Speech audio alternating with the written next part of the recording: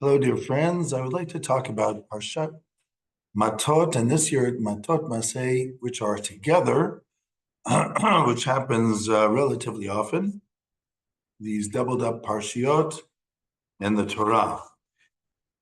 Now, I might have mentioned before, maybe I did not, this concept of the beginning and the end of the parasha, very often um, having a harmonious relationship, and here we can see it in a very demonstrated way. The parsha begins with the neder, which means with taking oaths. And Moses said to the head of the tribes, this is what God said.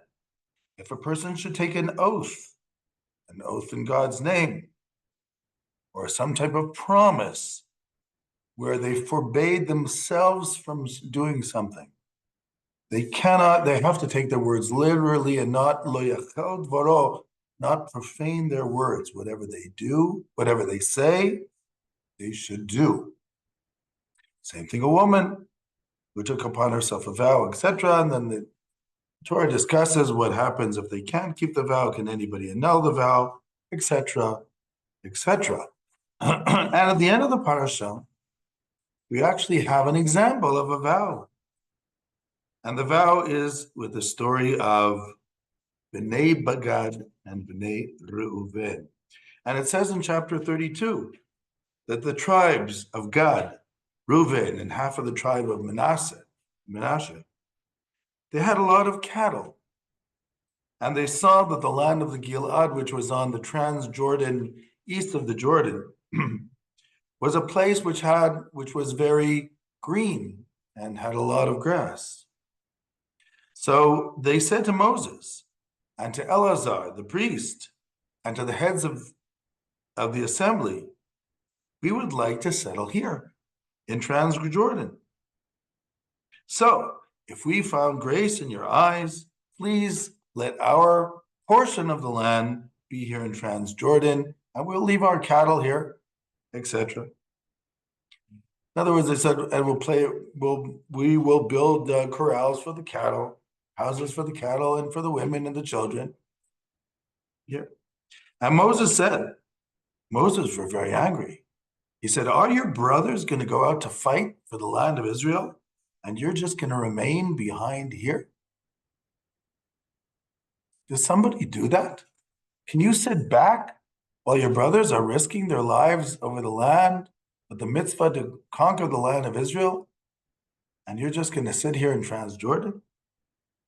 Why would you want to demoralize the people to ni'un et lev hamazeh? It's demoralizing to think that 2.5 of the tribes are not joining the battle. Isn't this similar to the 12 spies, Moses says, who we sent from Kadesh Barnea to see the land? And they also demoralized the people by saying they saw giants. And God was angry at the people because of the spies and said that the people, all of these would have to die in the desert. And now here we are, 38 years later. And again, you want God to get angry? So Moses was in shock. Is this a replay of the spy story to demoralize the people into not going into the land because you're not going to join in the fight? And then the 2.5 tribes of Gad, Reuben, half of Manasseh said to Moses, no, we will build corrals for our cattle, and we'll also build cities for our children. And we will go and we will enlist in the army, and we will not go back to our houses until the war is over and the land is conquered for the people of Israel, and everybody has their land. We're not trying to brush off our responsibility. We just happen to like this land here, and we know it's going to be included in the package of the land, which will be Israel. That's all. First of all, Moses was probably breathing a sigh of relief. He says to them, okay, if you're going to do what you say, and you will go in the army together with your brethren, and you will go across the Jordan and join them in the battle, and the land will be conquered, then yes, everything is fine, and you are free of any evil intention. But if you shall not do this, and you shall sin to God, meaning by not joining them in the battle, you shall realize how difficult your sin is. And then, after making them take that oath, Moses said, corrects them, because they said, Midrash points this out, we're going to build first corrals for our cattle, and then we're going to build cities for our children. Moses corrects them. First, you build the cities for your children, then you build the corrals for your cattle. First, you take care of people, then you worry about your prosperity and your livelihood. And then they said, Bnei Gad, the tribes of Gad and Reuben said to Moses, whatever you say, that's exactly what we shall do. And we shall build cities for our women and for our cattle, and they shall live in these cities, and we will join the army. So here you have the Talmud, by the way, is very interested in the structure of this pledge that they're taking, because the structure of the pledge is both positive and negative, which means positive, we pledge to go out. Negative, if we don't go out, then we realize we are sinning, etc. So the point is, though, we see that Parshat Matot starts off with the idea of a neder, taking a vow, and at the end of the parsha, you actually have here a vow which is being taken by Reuven, Gad, and half of Manasseh, that they will go out and they will fight the war together with the rest to conquer Israel, the rest of the tribes. And because of that, Moses will allow them to build cities for the children, women and the children, and corrals for their cattle, and leave them in the land of Gilad and Transjordan. So you have this motif here. The motif, first of all, of making sure that what you do, what you say is what you do. In Judaism in general, there is a very big emphasis on doing what you say, keeping your word, and not changing your word and not lying. This is something very intrinsic to our religion. As you know, others see these things differently. But in our value system, this is considered very important. And the idea of keeping your word is very important. If a person takes a vow upon themselves, to nullify it, you need a Beit Din of 3 people. And even that, you never know if it actually works. That's why the holiest day of the year, Yom Kippur, we start the service with Kol Nidre, which is a ceremony to nullify vows, which I've talked about in other instances. So the Parshat Matot begins and ends with the idea of the vow. Interestingly enough, Masei too, which is when the parshas together, sort of also ends in that fashion. And in what sense? Because at the end of Masei, you have, again, if we talked about in Parshat Pinchas about the 4 places where Moses is asked something and doesn't know, here you have a place too where Moses asked something, but he doesn't know the answer right. And he's asked by the tribe of Manasseh about the 5 daughters of Tzlofchad. They say, look, we understand the daughters of Tzlofchad are going to inherit their father's land. That's okay. However, if they inherit their father's land and they marry a man from a different tribe, that means that this land, which belonged to the tribe of Manasseh, will now belong to a different tribe. That's not fair. That means that our tribe will have less land than we had before. And then Moshe agrees with them. And he tells the daughters of Tzlofchad, I'm not changing anything I said before, but I request that your husbands that you marry come from the tribe of Manasseh, so that the land that you will inherit will remain in the tribe of Manasseh. In other words, he's also saying to them, and this is based on, you might say, on honor system. He's requesting that they do it, and they do. They keep their word. They tell him we will, and they marry people from the tribe of their father, which was Manasseh. So here also, you have this idea that they're requested to do something, they say okay, and they actually do it, which sort of like falls into the same category then, keeping your word just like a neder. I want to backtrack a bit and ask the question, why was Moses so nervous about these 2.5 tribes mimicking something of the spies? The spies for Moshe, he said, was a watershed moment for the Jewish people and for Moshe.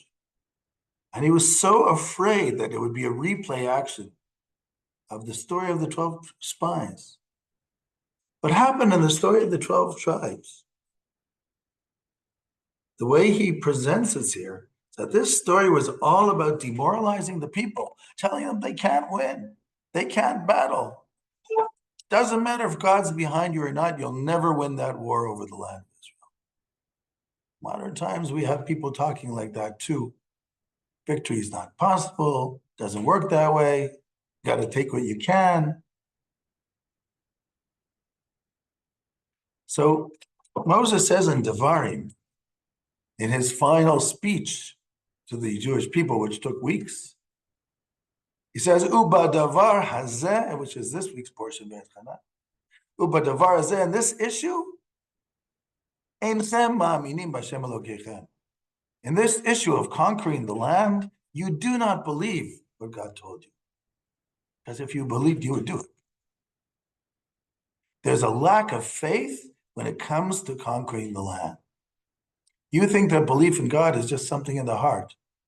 When God says he gives you the land, he gives you the land.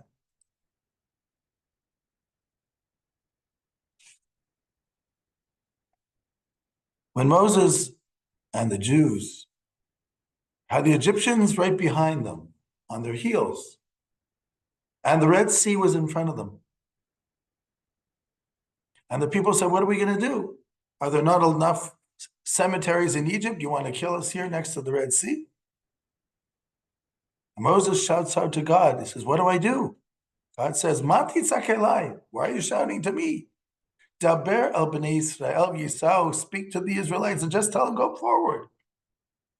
Just go forward. Well, people are looking at the sea. They're not sure how to go forward. Well, there was a fellow whose name was Nachshon ben Aminadav, who married Aaron's sister Elisheva. Nachshon said, you know what? God said we're going forward.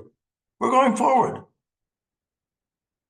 So he jumped into the water and started walking to the water, and the water was up to his knees, but the water did not part. And he kept walking until the water was up to his waist, and the water did not part.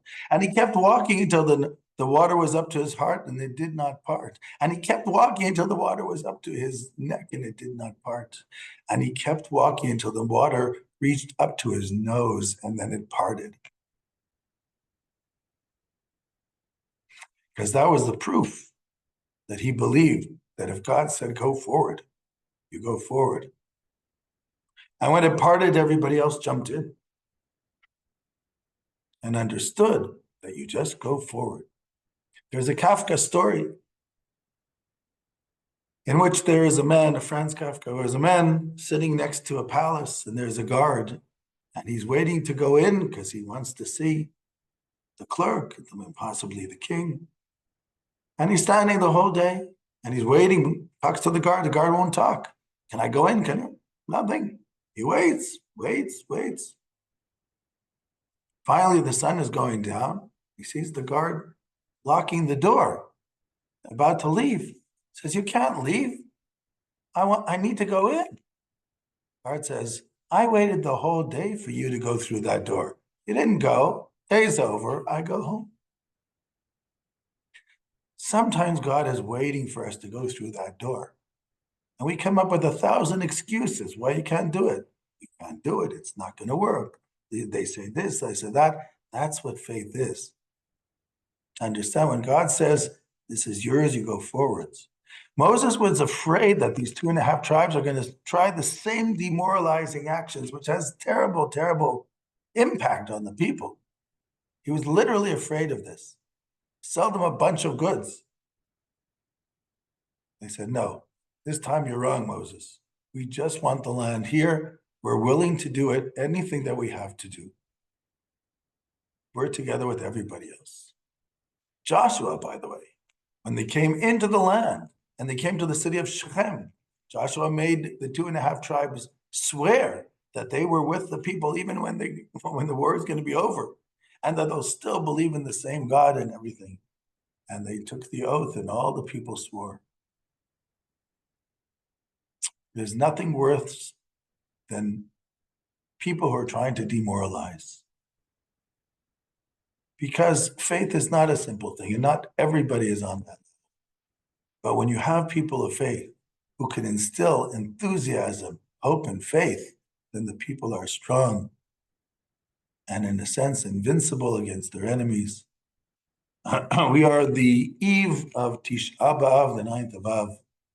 May we see the comfort of Zion in Jerusalem when eventually Jerusalem will be fully built. God's temple will stand on the Mount of Moriah, and it will be a house of prayer for all nations, like it says in Isaiah. And no nation shall lift sword against nation, nor shall they learn war anymore. Shalom, shalom.